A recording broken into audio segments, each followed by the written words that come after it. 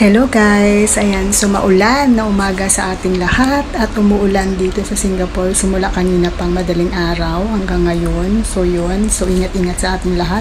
So kamusta naman sa atin dyan sa Pinas? Ayan, so ang pag-uusapan naman natin ngayon ay tungkol sa gusto mong pumunta ng Singapore pero natatakot ka, kinakabahan ka kasi ayaw mo mag-isa. Wow! Ang galing sumayaw at ang ganda. Ganyan ang mga dugong Pilipino. So yun guys, kung ganyan ang mindset nyo, parang awa nyo na wag na kayong pumunta ng Singapore o kahit saang bansa. Hindi, joke lang.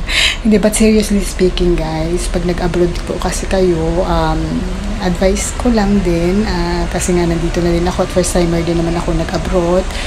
So yun, pagka mag-iibang bansa talaga kayo, ako kung tutuusin lang, marami din talagang mga akong kakilala na nanyan dito sa Singapore. Pero isang bagay lang na-realize ko na although pwede ka mag-seek ng advice sa kanila pag may problem ka or something, pero at the end of the day, sarili mo lang din talaga yung makakasama mo or ano ba sa'yo ang tawag doon, yung pwede mo sandalan, yung ganon. Although blessed ako sa mga kaibigan ko din dito na na pagka may kailangan ako talaga is nandyan din talaga sila, but physically syempre hindi naman nila magagawa yun kasi magkaiba kami ng lugar at yun nga, pagka may problema ka din talaga, sarili mo lang din talaga yung so doon mo mararamdaman yung pakiramdam na mag-isa, kung gaano ka ka-strength at saka kung gaano ka katatag, yun nga na doon talaga masusubukan yun. So kung nasa Pilipinas ka pala ngayon at nagbabalak kang pumunta dito sa Singapore mag-apply pero nagkakaroon ka ng doubt or nagdadalawang isip ka nga talaga na mag-ibang bansa kasi natatakot ka kasi una sa lahat, oo nga, meron akong mga videos dyan kung paano makapag-apply dito sa Singapore, kung ano mga agency. So madali na lang ang access sa'yo. So kahit mag-isa ka na lang mag-apply dito, kahit wala kang kakilala, makakapag-apply ka as long as yung requirements na kailangan nila is malikop mo. So yun, pero ang parang kinakabahan ka, kung parang pinoproblema mo is mag-a-apply ako pero pagdating ko na ibang bansa, ako lang mag-isa, wala akong kamag-anak, wala akong kaibigan, wala akong kakilala. So yun, kasi bali parang ang magiging kasing way mo lang ng pag-apply dito is dahil may nakita ka sa online na hiring or dahil dyan sa mga videos ko din ng mga agency ako na share dyan na pwede mong applyan. So yun, pero nga nadadalawang isip ka kasi nga natatakot ka mag-isa or hindi mo alam kung ano mangyayari sa'yo pag nasa ibang bansa ka na or dito ka na sa Singapore kasi wala ka talagang kakilala. So guys, doon talaga masusubukan yung ating faith, yung ating pananalig, kung paano ba talaga at ang ating kakayanan at saka ang ating parang tiwala sa sarili na kaya natin at saka nandun yung parang natin na kaya natin mag-isa, yung ganon. So doon pa lang kasi kung mahina ka na, yung na yung loob mo, huwag ka na mag-abroad. Kasi pagdating dito sa abroad, marami talagang mga challenges, especially ang talagang pag first timer, ang na-encounter ka talaga dito is yung homesick. So yun talaga, yung way of ng pagtatrabaho siguro is medyo nagkaroon talaga ako ng big adjustment din, pero yung emotional stress kasi talaga yung talaga magpapahirap sa'yo kasi yung time na mag-isa ka na lang matutulog na talagang sabi ko dati kaya ko to kasi sanay ako mawalay sa mga anak ko, pero nung ako na lang talaga din mag-isa, hindi talaga may iwasan. Iba pa rin talaga pag nagtrabaho ka talaga sa Pinas, kaya siguro din yung laki ng sweldo dito is iba din talaga yung tawag doon, kaya may reason kung bakit mas malaki din ang sweldo kasi kumbaga yung sacrifices natin is iba din. But kahit ganun pa man din, parang para sa akin is kaya mako-conquer mo naman yung ganun. Sa umpisa lang din talaga yun na mararanasan mo yung mga ganyang pakiramdam or challenges, ganun. So ang ma-advise ko lang din, actually hindi ka rin naman talaga mag-iisa kung sakaling sa simula siguro kasi pinanganak naman tayo mag-isa sa mundo, although siguro ang iba makakambal or something, pero kumbaga nilabas tayo sa mundo to, mag-isa na lang tayo, ba't natin kayang makapag-survive na mag-isa, diba? So yun, baka sabihin nyo, sinasabi mo lang yan kasi ganyan-ganyan. Ano ka pa, first time ko na nag-abroad, di ako lang mag-isa nag-flight papunta dito, nasa airport ako lang mag-isa, hindi ko alam, first time ko makarating ng airport, sabi ko anong paggagawin dito. Nako, kailangan mo din talaga madiskarte ka, kailangan hindi ka pwede na parang mahiyain or something. Pag example, tingin-tingin ka kung ano bang ano, so tanong-tanong ka, pag hindi mo talaga alam, huwag kang mahiyang magtanong guys, kasi walang puwang dito yung magmagaling ka, or walang puwang dito yung mahiyain ka, walang puwang dito yung parang tamimi ka lang dyan, kasi walang mangyayari sa'yo kung ano, mas mabuti na yung magtanong ka, at least malalaman mo agad yung sagot, kasi minsan may mga bagay na hindi natin alam na alam ng ibang tao. So yun, especially kung taga dito na din talaga sila. So yun, nangyari yun sa akin sa airport, kasi nung nagbiyahe ako mag-isa sa airport, sa NAIA pa lang talaga, sabi ko, saan ba ako dito pipila ng ano. So tanong ako sa guard, sabi ko ganyan, tapos tinignan yung ticket ko, ganito ka pa close pa, ganitong oras, tingnan mo, dyan ka pipila, ganyan. So at least alam ko na. So ako, papetics lang ako doon, so nagutom ako, may dala akong biscuit, may dala din akong water bottle, at saka may tubig yun. Pero pag papasok ka na kasi sa loob, bawal na talaga yung may tubig. Pero may water bottle ka na clear, okay lang yun. So yun, inuman ko, tapos so naghintay pa ako ng oras. Tapos pagdating nun sa loob, so pinapasok na kami.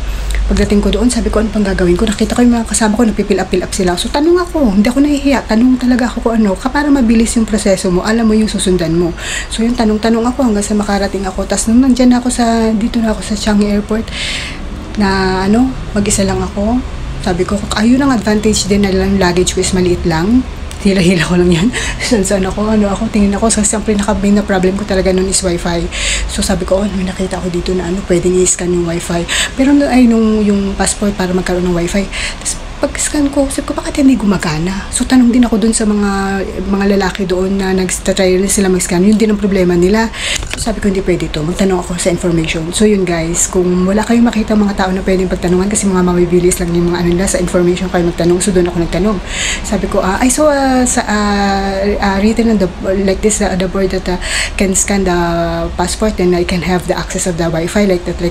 Then sabi niya, yes ma'am, sabi ko, ganun, but I cannot access. Sabi ko, ganun, yung ganun, trinay ko, ganyan. Sabi, kinuha nila yung pwede daw yung passport ko, tapos sila nag-scan, tapos yun, inano nila sa akin, 1 hour yata ako ng free wifi. Pero sabi niya, pag dinownload ko yung siyang airport na apps, magkakaroon pa ako ng 24 hours na access free access sa wifi ng Singapore. So yun. Kaya wag kang na parang mag-isa ka lang. Walang problema kasi marami din kayo dyan, although hindi mo nga sila kilala, pero hindi ka lang mag-iisa talaga sa lugar na yun or dito sa Singapore. Meron kang makakasalamuha kahit hindi mo sila kilala, tao pa rin yan sila. So malaya ka rin naman na magtanong, malaya ka rin naman na mag-seek ng kung anong kailangan mo, yung ganon. At libre yan. Wala namang bayad yan. So, yun. So, for example, nasa Pinas ka, pero seryosong usapan to. For example, nag-a-apply ka pa lang, so mag-isa ka, tapos pumunta ka dun sa agency. Sa agency pa lang, guys, may mga makakilala ka rin ng mga kapwa mo din na mga applicants, na sila din is mga karamihan din dyan is mga first-timers. Sa kanila pa lang, papunta dito sa Singapore, makipagkaibigan ka na, magtanong-tanong ka na, kunin mo na agad yung mga number nila, tapos at least yun, meron ka, kailan ulit yung natin, yung training natin, or kailan yung natin. So, to be honest with you guys, yung mga nakasama ko na nasa agency sa Pinas, until now may contact pa rin kami kahit nandito na kami sa Singapore. So yun, hindi mo naman kailangan sobrang asin maging close, basta ang mahalaga lang is yung parang kasi tawag doon, mahirap kasi yung ikaw mag-process ng wala kang, yung parang asin sarilinin mo lang. So iba rin pa kasi na pag nag-apply pa lang kayo, ganito daw yung isusuot na may isusuot ka na ba na damit, pwede ba dyan nakachinelas, pwede ba, at least diba, nagtatanong-tanong ka sa kapwa mo rin na mga applicants, kasi minsan may mga alam sila na hindi mo alam. So ngayon, kung nasa agency ka pa lang, nag-a-apply ka pa lang, is wala kang makausap or walang mga tingin mo naman is mga snub sila. For example lang, hindi ko sinabing talagang totoo, pero kasi karamihan ng mga Pinoy naman is friendly. So yun, in case lang talaga na wala ka pa rin nga maging kaibigan, wala ka pa rin maging kaibigan sa pag-apply mo pa lang. Tapos syempre pag natanggap ka na, during the trainings naman yan, kasi meron pa yung magte-training ka ng TESDA, tapos magkakaroon ka pa ng assessment niyan, siguro naman sa dami nyo na, by group yan, meron ka pa rin magiging ka-close o kahit sabihin mong nandyan yung mga magiging BFF mo, di ba? Tapos yun, pwede kang makipag-friendship sa kanila, kunin mo yung CP number nila, tapos or messenger or tapos yun, kasi kumbaga kayo, lalo especially mga first timer din pa Singapore, diba? So at least yun, meron ka ng magiging kaibigan. Doon pa lang sa Pinas is meron ka ng magiging kabanding dyan. Kung wala pa rin talaga, talagang feeling mo pa rin talaga wala kang maging ka-close, nandyan naman yung OWA at saka PIDOS. So ka na yan, kasi sure ka na paalis niyan pagka yan ang pre-process mo. Tapos urine pa lang naman yung pila pa lang sa ng OWA. Diyan pa lang, minsan may mga makakatsikahan ka na dyan sa pila na yun kasi medyo mahaba yung pila. Diyan pa lang nung time ko ganun. Ewan ko lang ngayon kung nagpipila pa rin. So yun, meron ka makakasalumuha dyan na first time mo rin, ganyan. So minsan nagtatanungan yan, ano ba yung amo mo, kasi diba during interview, tinatanong naman natin or nalalaman naman natin kung mag-aalaga ka ng bata or mag-aalaga ka ng kids or matanda, ganyan. So chika-chika lang kayo. Tapos noon, meron naman yung break time. So yun, sa break time, makipagchikahan ka din sa mga kasi yung sa OWA kasi guys, is pag Singapore ka, lahat ng mga pupunta na Singapore. Tapos syempre pag Hong Kong ka, lahat ng pupunta ng Hong Kong, yung ganun, yung naka-separate din yan sila, naka-separate din tayo. So yun, so lahat ng makakasalamuha mo, hindi ka mahihirapan na may magiging kaibigan ka dyan or magiging ka-close mo. So pagka na sinama ang palad talaga din na wala ka talagang maging ka-close din, okay, sige pa, given natin na mag-isa ka pa rin. Siguro naman pag nag-flight ka, may makakasama ka naman sa pagpa-flight. Ngayon kung katulad kita na mag-isa lang din na nag-flight, o sige, given na yan. Pagdating mo dito sa Singapore, pupunta ka sa agency. So sa agency kasi, hindi ka naman agad nila i-endorse sa amo mo. Ang gagawin mo pa kasi dyan, after syempre ng medical mo, kasi paglapag mo ng airport, magme-medical ka, tapos dadaling ka sa agency. Tapos noon schedule ka nila ng SIP o yung sa sitting, paulit-ulit ko to, yung sa settling in program ng para sa MOM, yung requirements yun na talagang kailangan mag-attend ka ng seminar na yun, at saka kailangan mo mag-biometrics, yun sa pag-thumbprint na tinatawag. Doon pa lang sa agency pa lang, meron ka diyang makakasalamuhan na kapwa natin mga Pilipina, at for sure, siguro naman may magiging ka-close ka na yan kasi nandito na kayo niyan sa Singapore. So yun, kunin mo yung CP number or WhatsApp number nila kasi WhatsApp ang communication talaga dito or Messenger, ikaw bahala ka. So yun, kung wala talaga, may mga iba-ibang lahi naman dyan, meron namang maliban sa mga Pilipino, meron ding Indonesian, Myanmar, or Sri Lanka, or Indian na makakasalamuha ka rin. Siguro makipagkaibigan ka. Tapos noon, pag nasa amo ka na, pwede kayo mag-continuous na communication, tapos mag-set kayo kung kailan yung mga day off nyo, at for sure guys, meron talaga, magkikita talaga kayo kasi at least once a month, kasi talaga dito required, dito mandatory dito na kailangan mag-day off ang mga helpers. So lalabas ka. So kung pinoproblema mo nga, iba ka mag-isa ka lang din pag nag-day off ka kasi wala ka talagang kaibigan, wala ka talagang kakilala, or wala ka talagang, nung nag-apply ka is mag-isa ka lang din talaga hanggang sa nakarating dito, at minalas-malas din talaga yung pagkakataon na bihira, at tingin ko naman walang nangyaring ganito na until na nakapunta ka sa amo mo or na-endorse ka na sa amo mo is wala ka talagang naging kaibigan or feeling mo, kasi syempre after mo kasing i-endorse na sa amo mo, mag-work ka na dun sa amo mo, may day off ka na niya na once, kahit isang beses lang sa isang buwan, meron kang day off. Ngayon, kung wala ka talagang naging kaibigan o mag-isa ka pa rin, my God guys, sige mag-comment ka na dyan sa isang video ko at mag-meet up tayo.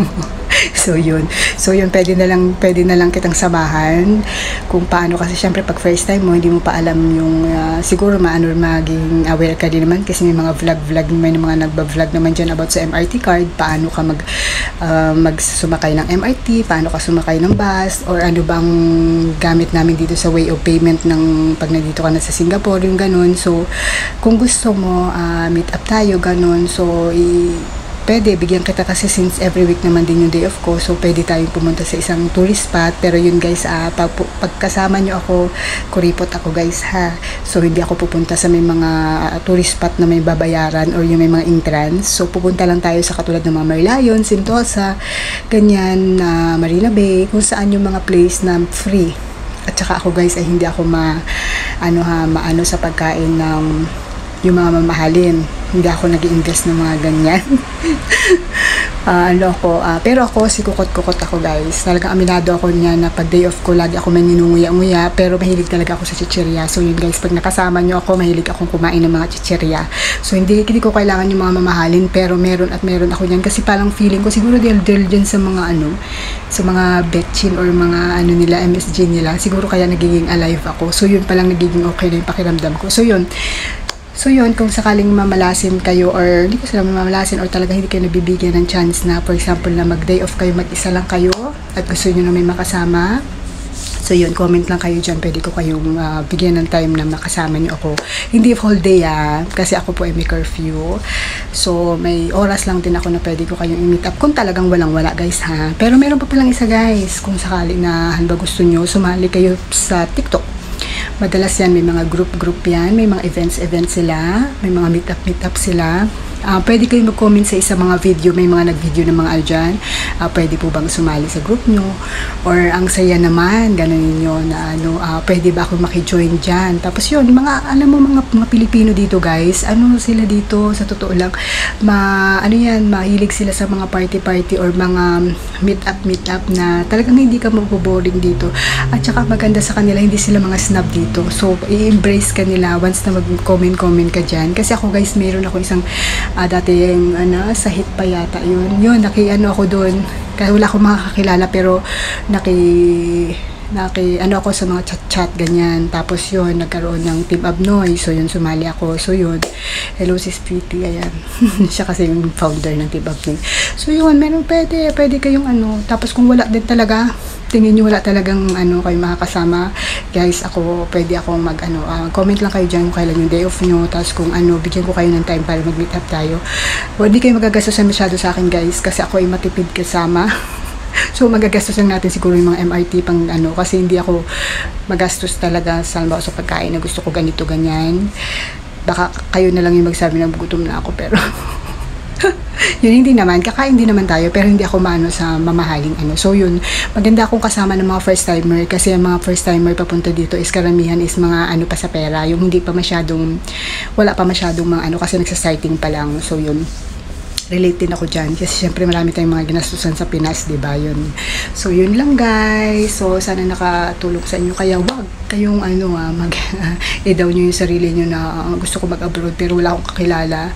So paano lang pag nag-abroad ako, feeling ko mag-isa ako. Kung ganyan ang mindset nyo guys, huwag na kayong mag-abroad, or kung ganyan ang mindset nyo, talagang gusto nyo mag-abroad, baguhin nyo po yan kasi walang mangyayari sa inyo kasi dito sa pag-abroad talaga guys, although maraming mga tao, ulitin ko, maraming mga tao kayong mga kasalamuha, maraming tayong mga kaibigan, but at the end of the day, physically, sarili nyo lang yung makakasama nyo, sarili nyo lang ang makakatulong sa inyo.